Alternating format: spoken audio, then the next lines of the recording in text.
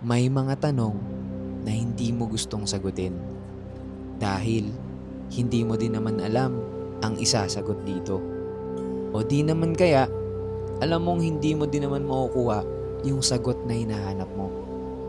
Matagal kong iniwasan ang mga ganitong tanong sa pagkatao ko. Pero dumating na yung araw na natalo ko ang takot. At ngayon, hawak ko na ang sagot. At hindi ko alam kung handa ba ako.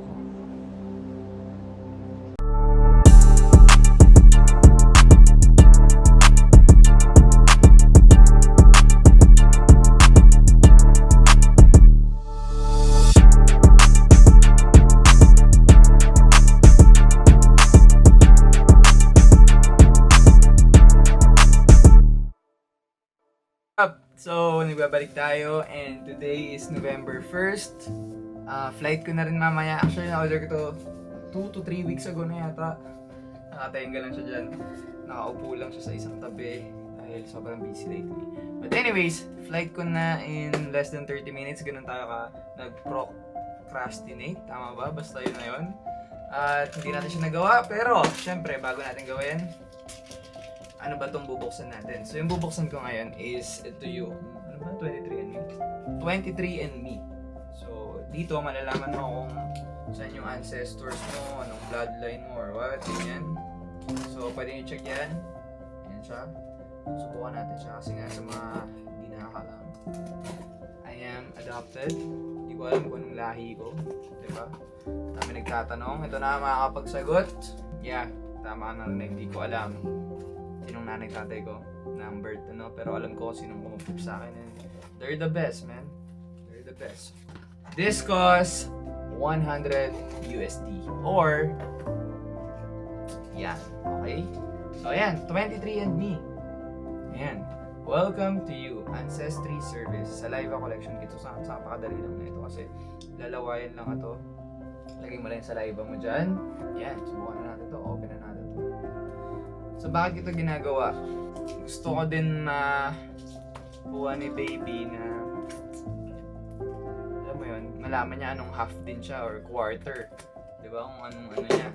Okay? Feel here. So open natin. Hi. Yung bungad niya. Hi. Step 1. Register your kit. Register sa live tube using barcode. No food or drink for 30 minutes. Don't eat, drink, chew gum, brush teeth, or smoke for 30 minutes before giving a saliva sample. And don't remove the plastic film from the funnel lid. To the line. Spit into the funnel lid. Ang dami niyang steps. So, gagawin ko siya in a bit. Siyempre, ayoko na maipakita sa inyo kung paano ko siya lawayan, di ba? Pero anyway, ito yung itsura niya. Tapos, pag nagawa mo na siya, nagawa mo na instructions, ang next dyan is ipapadala mo siya. I-ship mo siya sa sabihin nating LBC sa Pilipinas, katumbas dito sa Amerika. Hindi ko alam kung USPS, UPS, or kung ano man. Pero, ipapadala mo siya doon. Tapos, after 1 month, parang sa phone mo, magda-download ka ng app, yung result ibibigay nila. So, ano muna nila to, i-assess nila sa kanilang laboratory. So anyway, ilang naman siya. And next video siguro, ito na yung resulta. So yun lang, maraming salamat. Alis muna ako, libad muna ako papuntang Pilipinas. And bye love. See you in 2 months kasi kailangan natin mag-work. Anak, ito may ginagawa namin para sa'yo.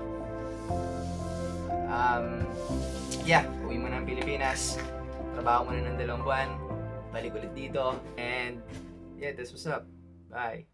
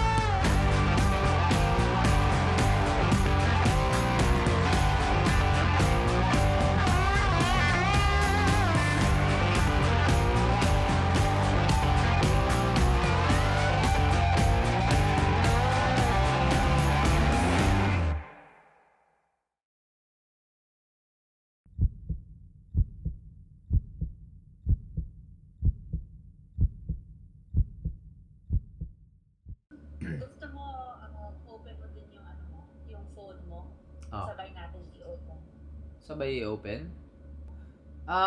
Pwede ko naman siyang buksan. Sige, teka lang. Kaninong Gmail ba siya? Sa akin, sa'yo? Sa'yo. Sa Gmail ko. Parang wala ako ah. Anong date? 25. 25? Pamasko pa pala nila to no? December 20. Ay, meron nga. Your gynotyping reports are ready. Welcome. Oh, ito yan oh. Oh, pinindot ko na. Tapos view your reports na. Open mo sa akin sa Google. Okay, so ito makikita na natin. Kasi sa mga hindi pala nakakaalam, adopted kasi ako. Tapos parang all my life, tinatanong ako simula bata ako, ano bang lahi mo? Ano mo? Hindi ko alam.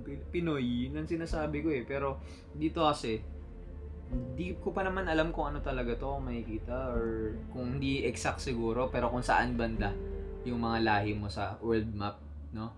So, tara. View your reports. So, ano na to? John Eisner, it's time to learn more about your DNA. Oh, ano na dito? Yan na. View report. Game 1. Game na ba to? 2. 3, go. Ano na. Filipino and Austronesian.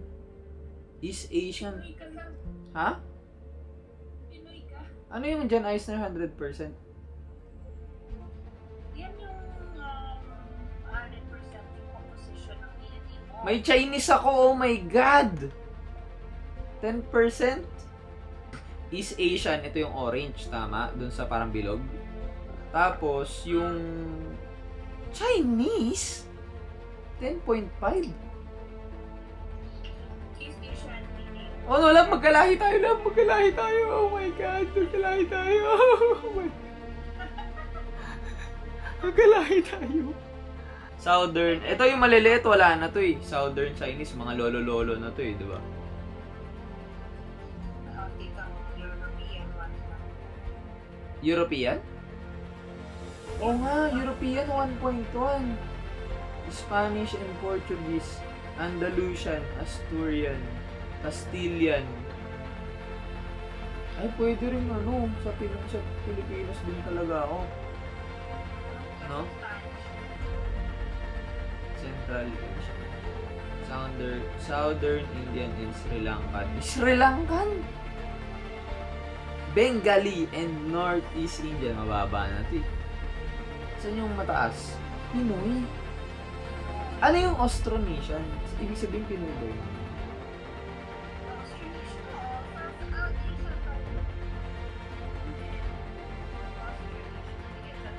Pero ayun yung map oh. Kita mo yung map.